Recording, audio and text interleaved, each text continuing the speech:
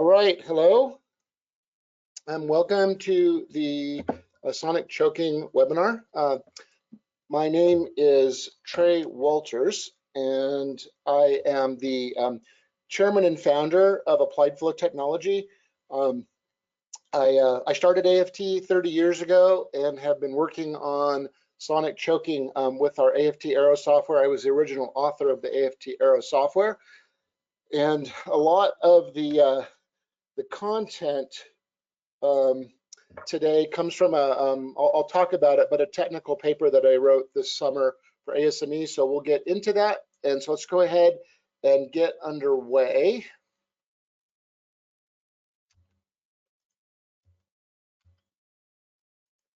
All right.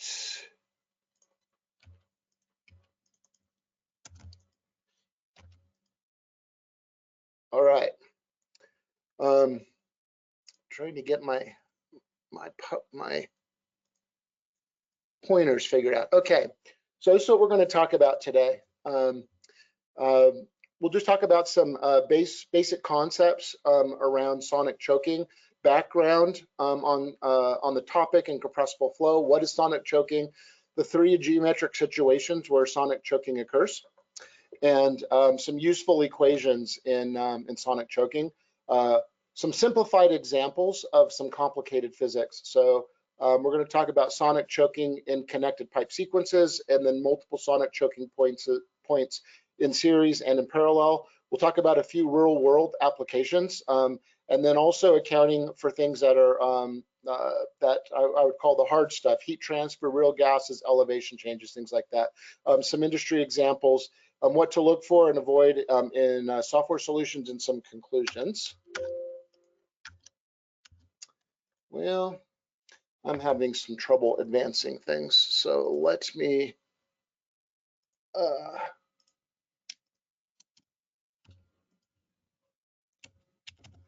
I apologize here. We're going to have to do it this way.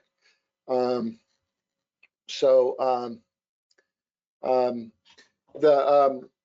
examples that I'm going to go over today comes from a technical paper that I have been wanting to write for kind of last 10-15 years, and I finally got around to it this year. So this is an ASME tech paper that was presented at the PVP conference in July this year, and just called the Comprehensive Discussion of Sonic Choking in Pipe Systems for Steady Compressible Flow. Why did I write the paper? Sonic choking is just not a well understood topic in the context of a complete piping system. In simplified cases, people have a decent understanding, but in a complete piping system, it can be a bit more complicated. AFT has extensive experience in this area over nearly 30 years, and we've seen just about everything there is to see in customer system analysis across numerous industries. So working with customers on helping them with their models and their questions, and we just have seen a lot. So so that is kind of what led me to writing the paper. Gosh, I can't get the slides to advance. So this is, I'm having a few technical challenges here. Let's see, this will work a little better. Okay, so a little bit around me. So looks like I can't get the slides to advance when I use a pointer. So I'm going to have to talk to the slides and not be able to use a pointer here today. The pointer is giving me some complications. So, okay, so a bit of why I want to talk about me is just an example of somebody who had a lot of background in compressible flow and still didn't have a good grasp on all the different aspects of sonic choking. And so that's probably pretty common with a lot of the other people, other engineers out there, that even if they're good engineers with good education, good experience, there's gaps, okay? So in my case, I went and after I got a bachelor's in mechanical engineering, I got a master's degree focused in fluid mechanics. I took undergraduate and graduate classes in compressible flow. So I took all of the academic classes that you could take in compressible flow at the highest levels. So I spent 5 years in the aerospace industry. I frequently worked on sonically choked systems. I spent 2 years in the power industry on steam systems.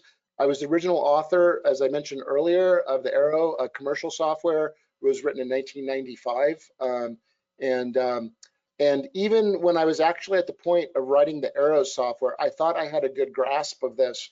And I found out in the subsequent couple of years that I still had gaps in my understanding of sonic choking. That was kind of something that became apparent when working with customers trying to apply Arrow to their systems. And it's like, oh, I didn't really understand this or that. Interesting thing is that even on when I was writing this technical paper that I talked about on the previous slide, I thought that I understood kind of everything there is to understand about sonic choking, and I learned 2 new things in the process of writing that paper. So even somebody like myself who's been doing this for for decades, sometimes you just don't have a complete understanding. So okay. So when I went to put together for this webinar, I wanted to see if there's any good things out on the internet. So I went to a good old trusty Google and I typed in sonic choking, trying to see if somebody had some good pictures or some good videos. And interestingly enough, this is what showed up. So this is one of the things that you see here. And what we have here is Sonic the Hedgehog over here on the right. We have Super Mario here on the left. And so this is one type of sonic choking, but we're actually not going to talk about this type today, but it was kind of humorous when I saw this, when I did my Google. So what is it? So sonic choking occurs when the bulk gas velocity reaches the sonic velocity in at least one location in a pipe system.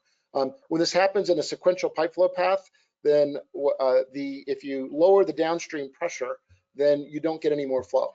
And so people care about it for that reason. Let me get my camera, has dropped a little bit here. Here, a little bit better. There we go.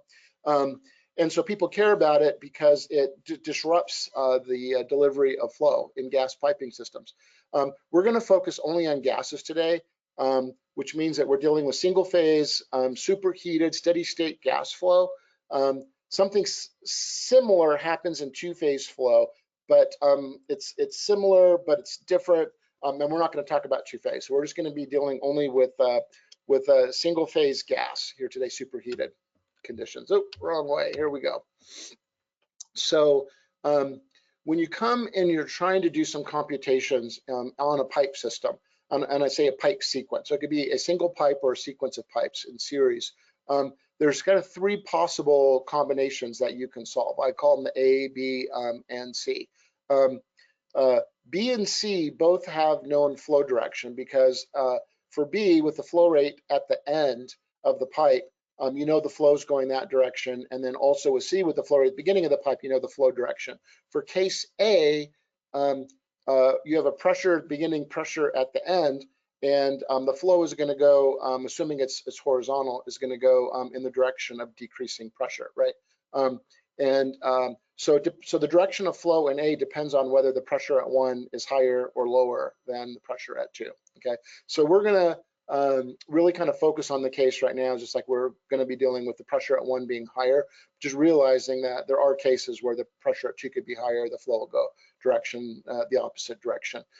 As far as temperature goes, you only need temperature information at the upstream boundary point, because the downstream boundary point, the temperature does not influence what's going on inside the flow going through these pipes, but you do need it at the upstream. Okay, so here's an example system. For simplicity, let's assume we have airflow. It's adiabatic horizontal. Pipe roughness is like that of commercial steel. Okay, so if you look down below, we haven't specified yet what the pressure is at the inlet or the outlet, but the diameter of the pipe is 2 inches, and we've got metric units here on all of this examples, all the charts and things like that. So so you can see here that it's 51 millimeters or 2 inches. I'm just going to talk in terms of the American units, but the metric units are here for you to see. Okay, pipe is 20 feet long, and as I mentioned, so 6 meters. Okay, so you take this case and we put a pressure at the inlet and the outlet both at 100, okay, so PSI. And so in that case, there's no flow. But what happens when we reduce the downstream pressure? So let's take that 100 PSI on the downstream and drop it to 10 PSI. What happens to the flow in this pipe, okay?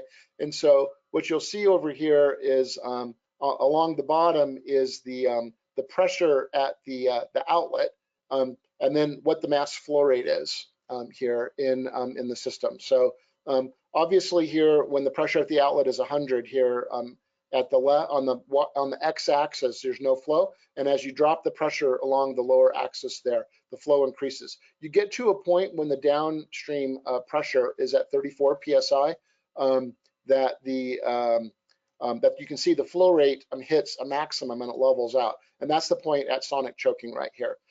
That number of 34 psi is not a magic number. It completely depends on what the L to D ratio is here and the nature of the fluid, if it's air or something else. So this just happens to be a particular example that I pulled up just for illustration purposes. But there's trying to figure out what that pressure is that causes sonic choking. We're going to talk about that as we kind of go through the webinar today.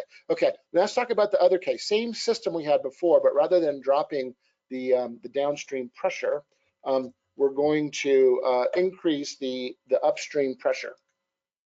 Okay, so we're going to take the upstream pressure from 100 psi up to 500 psi. And if you do that, what you can see is a similar chart to before, but you can see somewhere there at a 200, 250, you start getting on a fairly linear increase in flow rate. So at pressures near 100, between 150 psi at the inlet, down there on the x-axis at the left, lower left, you can see that there's some nonlinearity, but it reaches some sort of linear behavior here. Technically, it reaches sonic choking, true sonic choking, at about when the inlet pressure is at 301 psi, and that's marked out there. And so higher than that, then you are getting sonic choking. Lower than that, you're not getting sonic choking, but there's still some quite linear behavior for quite a while. Everything above maybe about 200 psi at the inlet and onward is fairly linear. So the conclusion here is that you can, if you have a pipe system and you want to get more flow through it, you can always get more flow by increasing your supply conditions, and ultimately it's going to be a linear increase in flow with pressure increase, that relationship. On the downstream side, it's nonlinear, and then eventually you're going to get sonic choking. You're not going to be able to get any more flow. So so you have more flexibility on influencing the amount of flow that you're getting by changing your supply conditions, if that's even possible. Okay, so you get there's three different situations where sonic choking can present itself. We're going to give these names. We're going to call them restriction choking, expansion choking, endpoint choking. These aren't really industry accepted or academically accepted terms. We've coined these terms at AFT because industry and academia really does a bit of a poor job in explaining sonic choking and pipe systems in all these different situations. So I'm going to talk about where academia does better explanations, and some places where there's no explanation at all in the literature, and we'll talk about that as we go through. We're going to start here on the right with restriction choking. So with restriction choking, that would be, for example, the classic case of flow through an orifice. Okay, as you go through the orifice, you can reach a point where you reach Mach 1. The bulk velocity of the gas reaches the sonic velocity of the gas, and that happens at the orifice. In a model like we would do, like with AFT Arrow, it would be something that we're going to treat it as happening at a mathematical point. But in reality, it's a bit more complicated with the vena contracta. But still, there is a point of sonic choking. It's typically going to be a little bit downstream of where the actual physical orifice is. But we're going to treat it for modeling purposes happening right at the orifice. As you can see in the lower right here, there's two charts here, dimensionless charts, Mach number. And then there's also stagnation pressure ratio with the pressure related to the inlet stagnation pressure. So you can see what happens with the Mach number, the red one there, how it goes up and it is able to very rapidly go from a lower Mach number as it approaches the orifice, shoots up to Mach 1, then it comes back down on the other side of that choke point. And you can also see there's a stagnation pressure loss there of about almost about 40%, probably use about 40% of the pressure across the orifice in this particular case. So we'll circle back to this later. Let's talk about next case is expansion choking. This would be where you have a pipe that is of a certain diameter, and then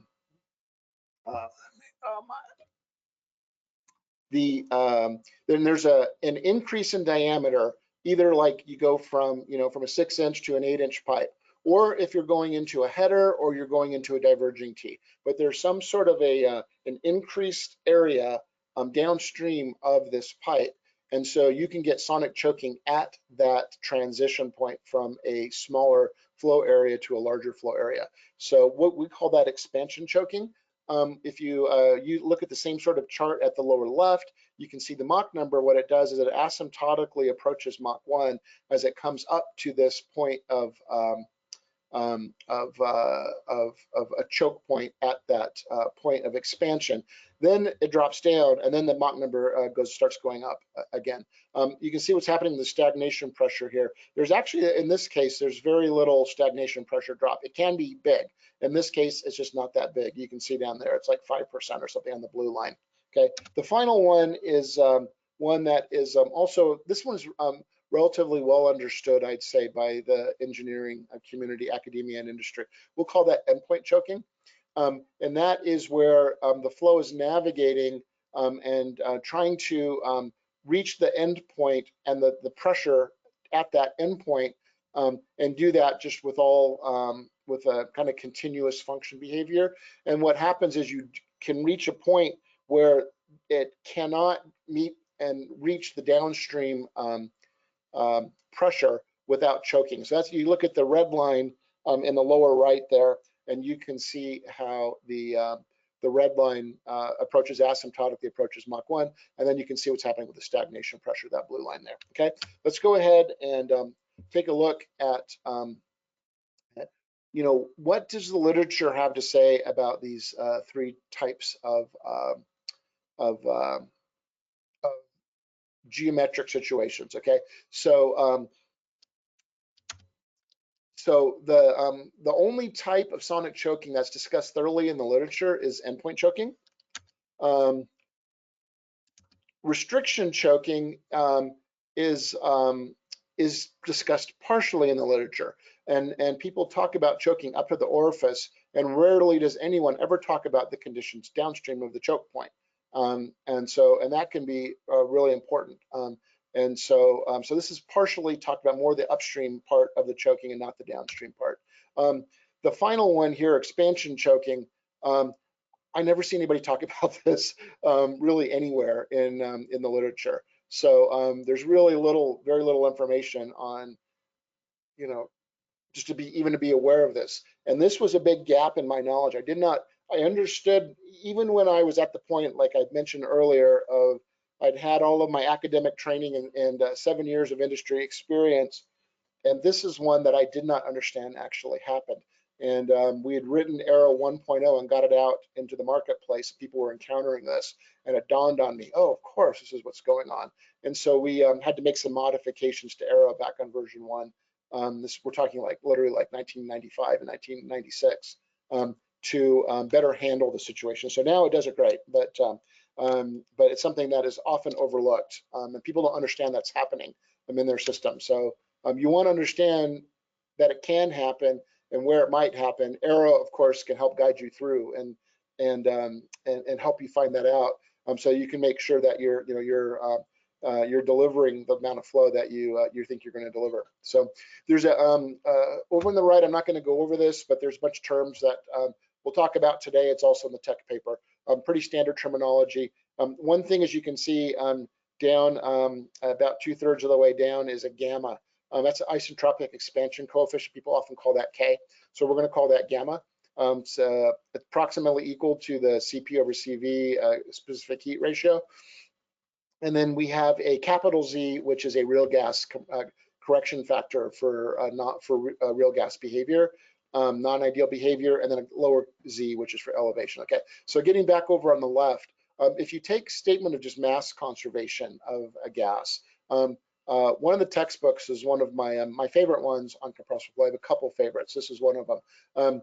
And in the second edition of Saad's textbook, he develops a statement of mass conservation with this equation that we're looking at here. So this is all one equation. It's the mass flow rate, and it's equal to the flow area. You can see in the numerator there, stagnation pressure. Denominator is the square root of stagnation temperature, and some function of Mach number. And the function of Mach number is shown there on the second line. So we use that a lot in our Arrow software. It'll pop up as I go through some of the examples here. Okay, so to determine choked flow, we need to know, what area are we talking about. So for expansion endpoint choking, A is just the pipe cross-sectional area. For restriction choking, the area is typically some reduced area from the physical area, and it's reduced by a discharge coefficient of some sort. We'll call it a CDA, where that's just like a vena contracted discharge coefficient that restricts the flow area. So we have to put that in. But when we're looking at sonic choking, the solution for that lower equation there on the bottom is a Mach number equation, and it's just Mach number equals 1. So it turns it into the form that you can see right here. You can plug that into the top equation. You've got a statement of, of what's going on with pressures, temperatures, mass flows, and area, how they relate to each other. The power of this equation is it boils down choke flow for a given gas and flow area to dependence on two parameters, which is stagnation pressure and temperature. Okay, the Mach number is 1, and if you want to get the choke flow rate and you know the area, then all you need to know is stagnation pressure, stagnation temperature. That's hard, not very easily obtained in a lot of situations, but if you can get them, then you can apply this equation. So and again, that's what we do real rigorously in the AFT Arrow software. So if you're not used to looking at this, the relationship between stagnation pressure and static pressure as a function of Mach number is given by the equation down below. The stagnation temperature is also shown down there. And those are also equally valid for real gases in addition to just ideal gases. Okay, so what happens when you go across a choke point? What happens to the energy of the gas? Okay, so we're going to apply the energy equation in compressible pipe flow. It's given by what we're seeing right here. So a mass flow rate in dot times the enthalpy H plus 1/2 V squared plus GZ. The change, the delta in that parameter, that equals the heat rate. Okay, so the heat going in is going to influence what we're seeing here on the left. So that's a statement of mass conservation. If heat transfer does not occur across a choke point, because it's just it's happening at a local point, there's no heat transfer mechanism, so it can be considered adiabatic. So that means that we can change the Q to 0. It's adiabatic. Further, a choke point is local with no significant elevation change. That means the DZ is 0. So we can drop that out. Okay. So if you take all of this, we're simplifying and with real physics, we're simplifying because we're using what we know about what's happening with the gas across a choke point. And so what that means is that the energy equation looks like this down below, is the change in H plus V squared over 2 equals 0. And so there's another way of saying this. That's called the stagnation enthalpy. And stagnation enthalpy is H sub 0 equals H plus V squared over 2. And what we say is when you go across a choke point, the stagnation enthalpy remains constant. Okay, and that is a statement of mass conservation. So we use that extensively in our simulations in Arrow, and also in the examples I'm going to show you today. Okay, so in the first case at the top here, endpoint choking, since we're not trying to figure out downstream of that endpoint choking, then the adiabatic sonic choking point is just really not important. But for these other two cases, it is. And so we have to get across from the upstream of the choke point to the downstream of the choke point. We'll use energy conservation here, constant stagnation enthalpy, to figure out what's happening downstream. And I already mentioned earlier that the literature does really has nothing to say on what happens downstream of a choke point, how you calculate it. So we're going to dive into that a bit here today. All right. Let's talk about some examples, okay? So in this case right here, we're going to talk about a situation where the upstream pressure is 400 psi, downstream pressure, and the upstream temperature is 200 Fahrenheit, and then you can see the metrics right there. This is a case of endpoint choking, and we're going to treat the pipe as if it's adiabatic, so it's well insulated, just to kind of keep things simple, so that we can look at some things and all of these cases that I'm showing you here today. If you go to the technical paper area on our website and you find this ASME paper, there's a download of Excel files that solve everything that we're talking about here today, except for the very final one, which is pretty tricky to do in Excel. But there's Excel closed form solutions for these because we're assuming adiabatic flow, horizontal, and we can do that, okay?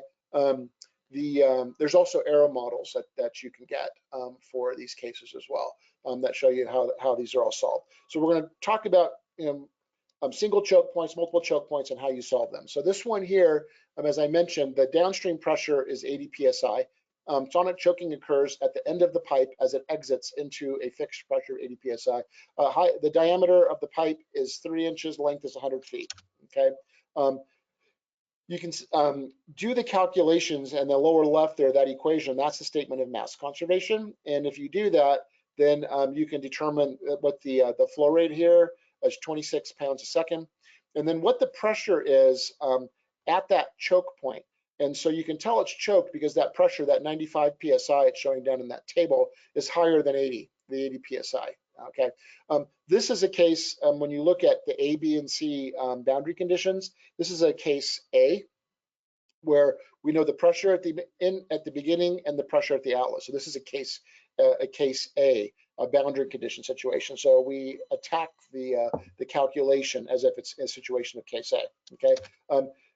I don't want to belabor this too much. I have charts in here, and if you care about this, you should go and download the paper, and you could see all the charts and get the Excel files and things like that. And these charts here come out of Arrow. So I'm not going to belabor the charts unless something particularly interesting comes up, but you can see at the top here, there's Mach number. You can see how the Mach number, the red line, approaches asymptotically as it goes to the right, the 100 feet on the right. And then we show the static pressure in the line as it goes down. You can see the temperature, and there's quite a bit of cooling as the temperature cools off from 200 degrees all the way down, gets to the end, all the way down to 100 degrees there at the end. And then you can see what the velocity starts off at about 300 feet per second. And by the time it gets out to the end, it's like 1200 there at the lower right. Okay, so I'm not going to try to explain all of these charts unless there's something interesting I want to stop and talk about, but they can be made. You can actually generate these with the Excel files that you can download from our website if you go to the place where I have the ASME paper. Okay, so so let's make a little bit more complicated now. We'll talk about expansion choking. So what we're going to do is we're going to take the same pipe we had before, 3 inches diameter, length of 100 feet, and then the same inlet conditions of pressure at 400 psi, temperature 200 Fahrenheit, and then we're going to expand it from a 3-inch to a 4-inch point, 3-inch to a 4-inch pipe, and that pipe is going to be 25 feet long. And then the pressure at the end here is going to be 101 psi. Okay, so what ends up happening is in pipe 1, this is really the same thing as we saw in endpoint choking. It's the same flow, 26 pounds a second. It's the same static pressure at the junction 3 at that top chart right there, where the sonic choking occurs, is 95.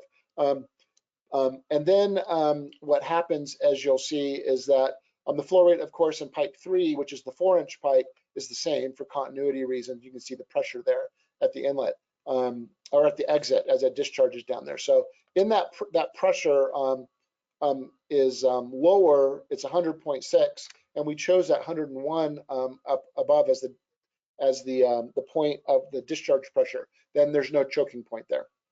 This is another case of the ABC boundary conditions at the bottom there of case A. We know pressures at the beginning and end. Okay, and then these are what some of the charts look like. I said if you're interested, you can go back and read the paper and download the Excel files and the Arrow models and dig into these as much as you'd like. Okay, so now we're going to go to the third type of sonic choking, which is restriction choking. We're going to put an orifice here so that everything is 3-inch pipe. Pipe 1 here is the same exact as the first two examples, but now we're putting a restriction here, and that restriction is an orifice with a discharge coefficient of 0.6 and a flow area of 2 square inches. And then it's going down to a downstream pipe with the same diameter, 3 inches, okay, 25 feet long. Same pressure at the end as with the example we just did with 101 psi. The flow rate now is reduced because of the fact that we had this lower flow area than before. Before we were getting the 22 pounds a second, now we've got 15, 14.69 down in that lower left table. And now we've got a situation here where we've got kind of two boundary conditions. I think, I had that before. I didn't point this out. Let me go back. I'm going back to the expansion choking example from because it's the same thing for restriction choking. To solve from the junction 1 to junction 3, J1 to J3 to that expansion, we're going to use a type A boundary condition. But once we figure out this choked flow is 26.22, then we're going to solve pipe 3 as a separate type C down there. You see at the very bottom where the flow rate's known. It's the choked flow rate at junction 3, and we're going to solve pipe 3, the short pipe at the top there, using a type C, known flow upstream, known pressure downstream. Okay, and the same thing ends up happening with a restriction choking here, that you have you solve junction 1 to junction 2 with a type A approach, pressure. Once you know the choke flow, in this case it's 14.69 pounds a second, then the downstream pressure is or the downstream solution for pipe 2 is a type C. The flow rate's known at 14.69, so we solve it with a known flow rate and then downstream pressure. You can look at the very far bottom and we can see what all the conditions are inside that orifice we call the restriction parameters and what happens to the pressures and things like that. And then you can go and look at all of the charts in here. At the top, upper right there, the Mach number arrow doesn't pick up and graph what's going on in that orifice, just showing you in pipe 1 and pipe 2. So but the Mach number goes up at a mathematical point up to Mach 1 there. So that's what you'll see on that one. Okay.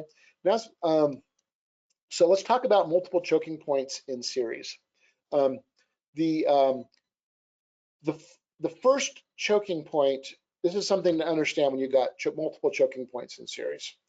The first choke point controls the flow rate for the entire pipe sequence. So any other choke points that happen downstream of the first choke point, they're not influencing the flow unless they're so severe that they make the first choke point unchoke, so that it never really occurs. And then the actual choke points have further downstream. So you really can't just look at the first choke point and say this is the flow rate, because you have to know what happens downstream of that choke point, that first choke point, and see if there's other choke points and see if they're more severe and they're even restrict the flow further, and that first choke point is not really a choke point at all, and your flow rate can be even more restricted than you think. So you can't just stop at that first choke point.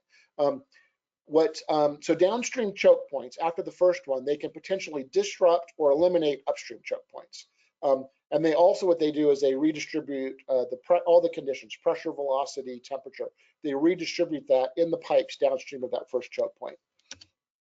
Okay, so let's talk about a case here where we've got two types of sonic choking in sequence with each other, in series, okay? Expansion choking and endpoint choking. So we're gonna take the same example I did a couple pages ago, where we have the expansion from 3-inch to 4-inch pipe. Maybe this laser pointer will work here. Hopefully you can see this. So where you expand from a 3-inch to a 4-inch pipe, but what we're going to change here is the the pressure before we were looking at was 101 psi. Now we're going to set it to 50. And so we've lowered that below the choking pressure. And so we're going to get choking at two locations, as you can see in the chart here, at the expansion from J3 and at the endpoint where pipe 3 discharges into the junction 4 pressure. Okay. Interestingly, our flows are the same as before, 26.22. What the second choke point does here is it changes how the pressure and temperature distribute in the pipe 3, the downstream pressure. Okay, same thing as before. Is we've got a type up from junction 1 to junction 3. We solve pipe 1 with a type A pressure solution, and then a type C. That's how we're going to solve pipe 3, same as before, except now it's a bit complicated because we got choking upstream of pipe 3 and we got choking downstream. So a lot of iteration is required in there. Okay, and then what you'll just see when you look at the Mach number here, what's interesting is the Mach number goes up asymptotically to Mach 1, and then it drops down on the downstream side of the expansion. Then it starts increasing again, and it reaches Mach 1 again. So then you can see how the other parameters vary in here. We can look at the same situation with an orifice. So we'll talk about two choking points in series, but now it's restriction choking and endpoint choking. Flow is the same as before. All that we've done is we've lowered this downstream pressure from 101 down to 50, and then we get the same flows as we get before. What the second choking point is doing, it's changing what's happening in pipe 2 and how the pressure is distributed in pipe 2. Why is that important? We'll talk about that in a few slides.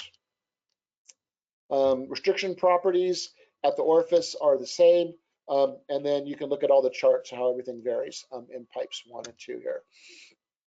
Okay, let's take all three types of sonic choking and put them all in series with each other. Okay, so now what we're going to do is we're going to start off with pipe 1, which is the same pipe as we've been doing all along, 3-inch diameter, length of 100 feet. We're going to hit an orifice, which is the same size as we've been using so far. That's going to go in and that's an orifice with a 2-inch square inch orifice, discharge coefficient 0.6. We've got the pipe, what we're going to call here pipe 2. It's the same diameter, 3 inches, 25 feet long. Then we're going to have an expansion at junction 3 to a 4-inch pipe, 25 feet long. Okay, and then the downstream pressure here is a 25 psi. Okay, flow rate is the same as we got with the previous orifice. It's the same size orifice with the same pipe 1. It's 14.69 pounds a second. Okay, you can see how the pressures here distribute along between pipe 1, pipe 2, and pipe 3. But what we're going to do is we're going to solve pipe 1. We're going to solve that with the type A solution, pressure. Once we figure out that there's choked flow at junction 2, then we're going to solve pipe 2 as a flow pressure, okay, type C, and then we're going to get another choke point, and then it's going to be the same flow rate, but we have to figure out what the pressure drop is across that point, and then we're going to use a type C again for pipe 3. Okay, that's what we're going to do. Same restriction calculations we've seen before, and then you can see how all of the different parameters vary as you go through. So three of the types of sonic choking, all happening in the same pipe sequence in this example. Okay.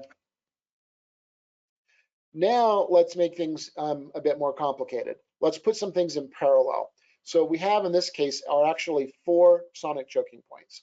Pipe 1 and junction 1 is the same as we've been doing all along.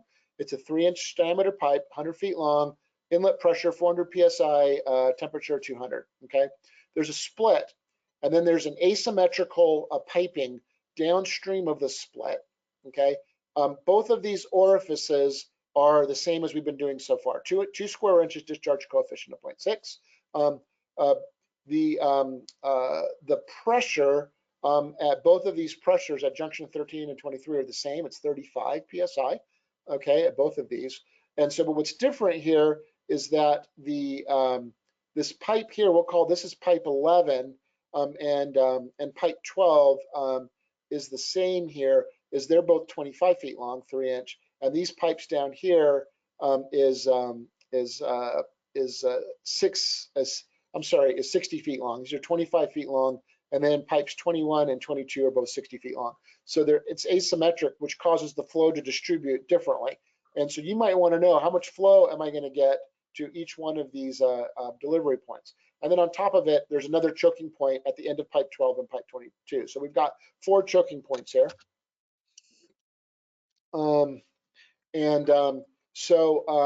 This gets a bit messy, and this is hard to do with Excel. So this one, we don't have an Excel example. It could be done with heavy iteration, and I didn't take the time to do that. Arrow, there's an Arrow model that'll show you the solutions for this. So you can see what the flow rate here is.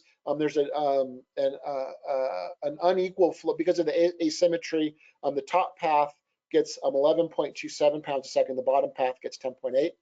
And you can go through and look at how all of the pressures and flows. This is what's happening along the upper path, what's going on, the pressures and flows and all the different conditions. This is the lower path, okay? And you can go dig into that if you'd like, okay? Just pointing out that because of the fact that we're going from a 3-inch pipe here in pipe 1 to 2 downstream pipes that are both 3 inches, that's like a diverging T. That is a larger area. So it is possible for you to get choking in junction 11 right here, right at the end of pipe 1. That is possible. It's be like an expansion choking. And it turns out in this example, that doesn't happen. We could choose our boundary conditions such that we could make that happen if it was a different configuration on the boundary conditions for pressures in here. But in this case, it does not happen.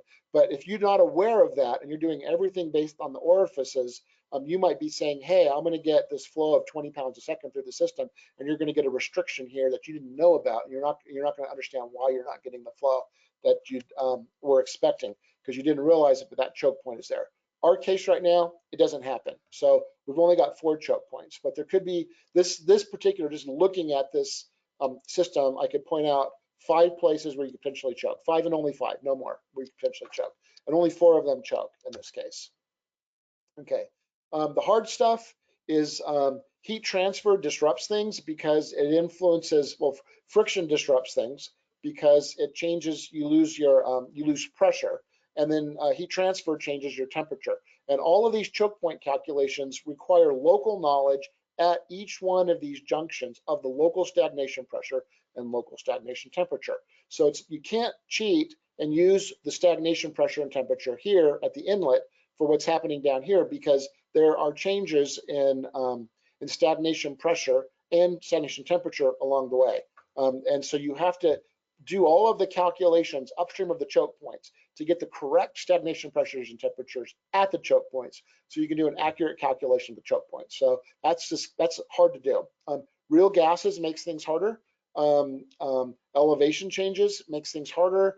Friction factors are not constant. Even in pipes, they can vary, and then you can get more complicated pipe networks. So all of these things are keep piling on and making things more complicated. So that is really, as you get to these more complicated situations where software like Arrow, AFT Arrow will really shine. Okay, so what is known downstream of a choke point? Okay, and so this is sort of like a multiple choice type question. And so, but if you want to know and you want to be able to accurately figure out, like, how does the does a downstream choke point after the first choke point, does it overtake and disrupt the first choke point? You have to know what the conditions are downstream. There's a whole bunch of reasons why you might want to know, but what the answer here is, we only know 2 things downstream. It's number 1 here is we know that for mass conservation, we know the flow rate downstream of the choke point is the same as upstream. And from energy conservation, we know that the stagnation enthalpy is the same downstream of the choke point as the upstream of the choke point. So that's the same for both expansion choking and restriction choking. And so that's all we know. There's no direct way, there's no formula that tells you how to get downstream of a choke point pressure, temperature, density, or velocity. All you know is mass flow rate and stagnation enthalpy. And you have to iterate for pressure, temperature, density, and velocity. It will not come from any formula of pressure drop or temperature change. You have to iterate to make sure that your conservation equations are being satisfied. All of the parameters are iterated. okay? So why does it matter? We talked about one reason. Why do you care about that you can properly calculate all the choke points in your system if there's multiple ones? Why does it matter? And the answer is the only way to know conditions downstream of each choke point. Why is that important? Whole bunch of reasons why. Downstream of a choke point, you care about pressure, right? You need to make sure that your pipe is designed to handle whatever the pressure is, and you need to know what that pressure is. You also need to know what that pressure is for condensation. For temperature, you need to know what the temperature is, so make sure that you have adequate insulation to make sure that the surface temperatures are such that if there's, for example, workers that are near the pipes, that they're not going to get burned. That's an OSHA type thing. You also need to know temperatures for if you're going to be condensing or not. And then you also want to know temperatures because sometimes what you care about is what are the delivery temperatures to some piece of equipment or some process. And so you know that. So you have to calculate all this all along the way. You care about velocity for noise prediction. If wherever you are, whether it's an outside or inside process, if there's people around, it can get noisy, and you want to know what that velocity is. And so you need to know what it is all the way through the whole pipe system. If you're a person working in aerospace, then you need to know a velocity for thrust predictions. You also need it if you're doing discharge pipes, such as relief piping. You need to know those velocities as well. If there's choke points along the way, you need to know the density of the gas all the way through. Another thing that's needed for aerospace systems and thrust predictions. That's not all. You need to, if you want to know what just the flow capacity is of your system, downstream conditions can eliminate upstream choke points and reduce the flow capacity even further. Mentioned that already.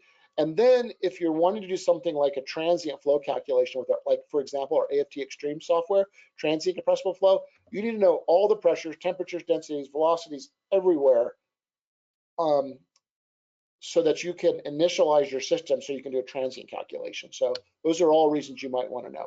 Okay, let's talk about some industry applications. This is, we have these case studies, or this particular one is up on our website.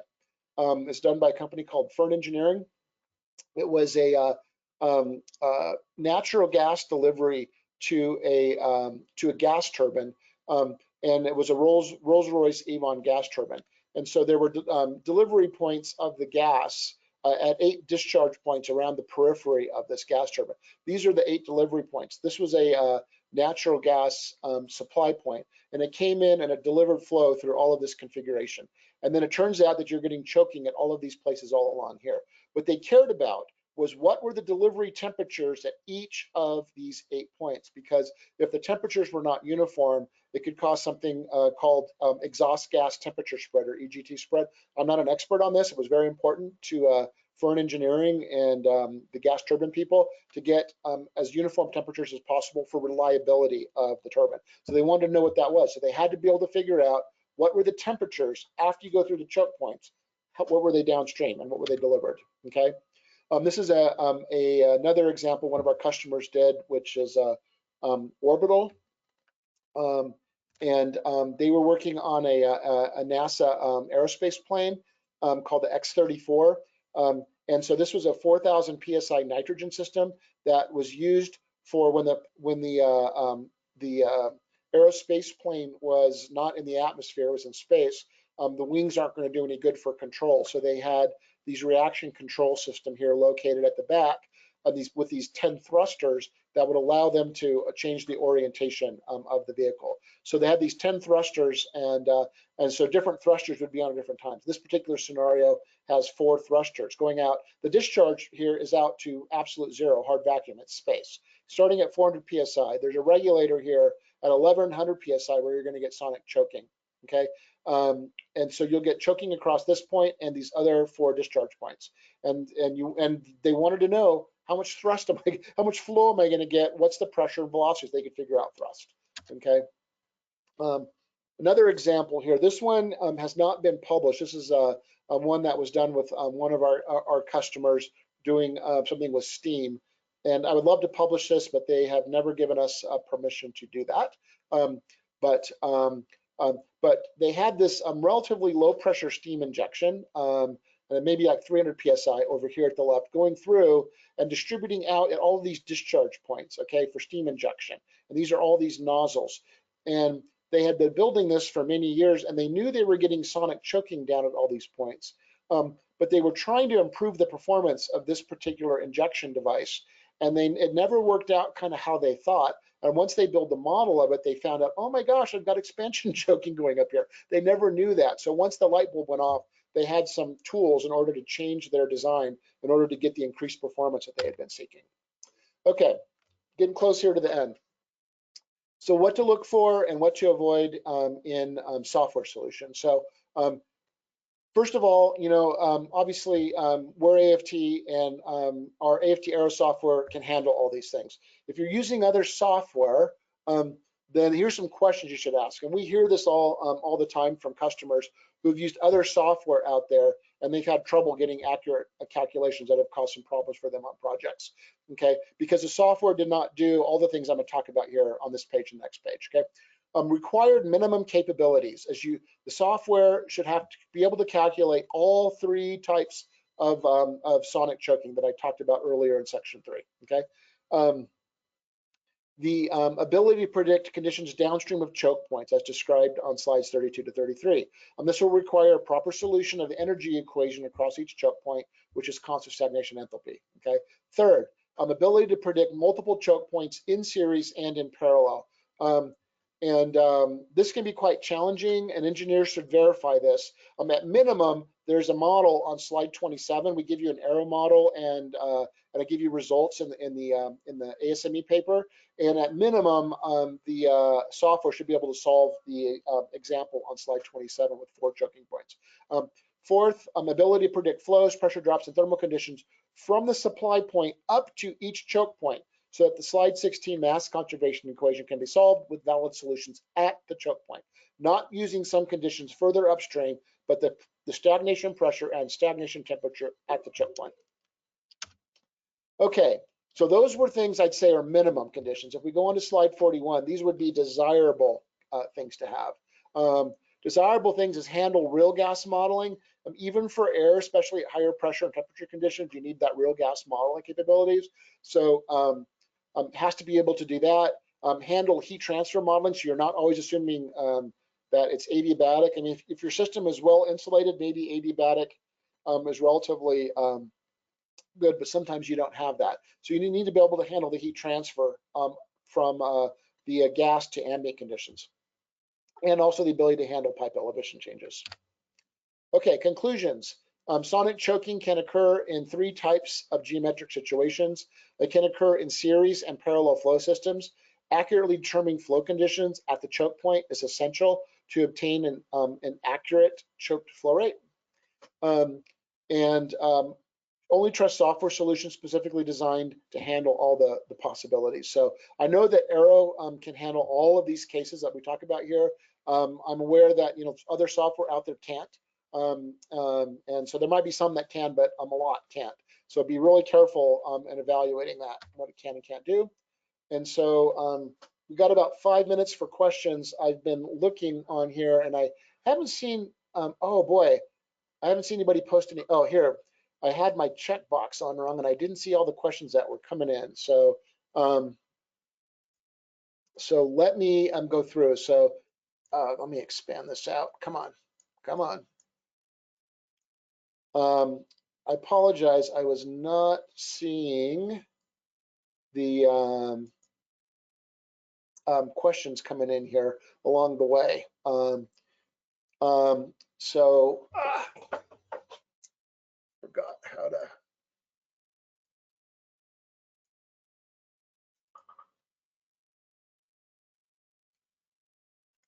Okay. Is time and slope, elevation difference from upstream to downstream, limiting factor to determine sonic choking pressure? Well,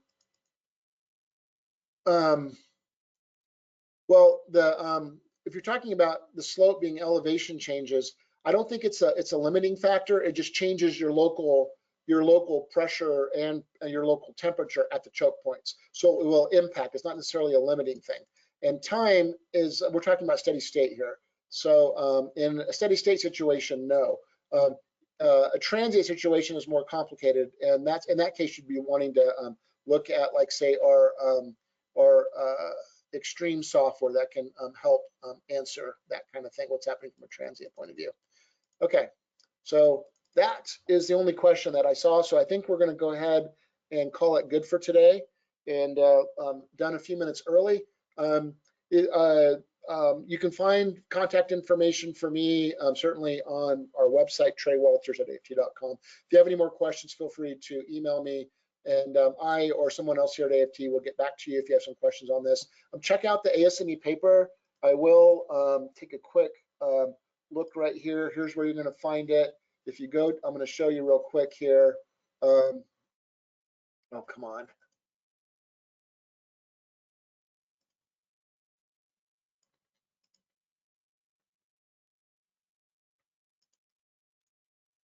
Go to the AFT website, go to Learning Center, technical papers, and the technical paper, ASME paper is this first one. Today it's the first one until we have more papers that go on. A comprehensive discussion of sonic choking.